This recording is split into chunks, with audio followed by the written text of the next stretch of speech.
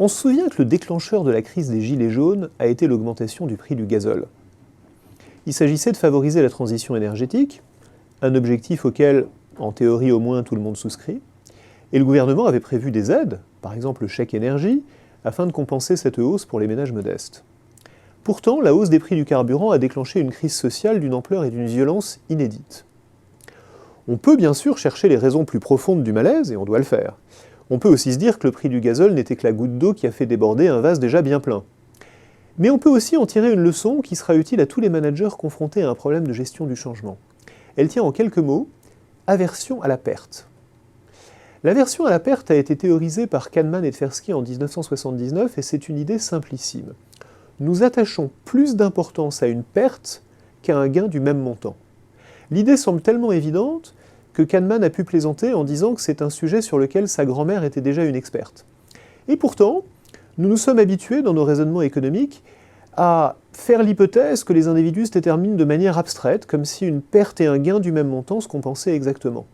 C'est ainsi que notre gouvernement a pu penser que 200 € de coût de gazole supplémentaire étaient compensés par 200 € de chèque énergie, alors qu'en réalité, le revenu qu'on nous enlève est insupportable, que ce soit sous forme de taxes supplémentaires ou de hausse de dépenses contraintes. Il est insupportable parce qu'il est compris comme une perte. C'est intéressant de noter que le problème n'est pas limité aux Gilets jaunes et qu'on le retrouvait naguère à l'autre bout de l'échelle sociale. On se souvient que l'ISF, au temps où il existait, a conduit un bon nombre de grandes fortunes à quitter la France. Quoi qu'on pense de cet impôt, cette réaction est paradoxale. La très grande majorité des redevables de l'ISF payaient en effet un impôt sur le revenu beaucoup plus élevé que leur ISF.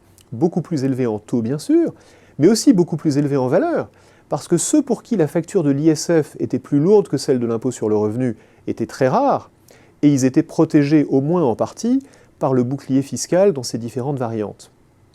Pourtant, ça n'est pas l'impôt sur le revenu et sa très forte progressivité qui ont conduit des milliers de ménages aisés à s'exiler, c'est l'ISF. Pourquoi ? Parce qu'un impôt sur le revenu prélève de l'argent qui ne nous appartient pas encore, nous le considérons donc comme une réduction de nos gains et non pas comme une perte. Alors qu'un impôt sur le capital est perçu comme une confiscation de ce qui nous appartient déjà. C'est encore plus vrai si pour des raisons électoralistes on le présente exactement comme ça. C'est donc un déclencheur quasiment parfait de l'aversion à la perte.